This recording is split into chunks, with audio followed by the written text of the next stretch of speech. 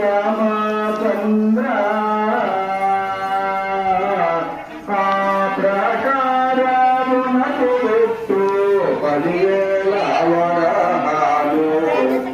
రామచంద్ర సీతమ్మకు చేకృష్టి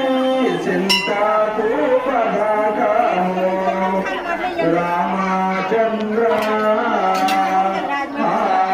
పథకమునకు పెట్టు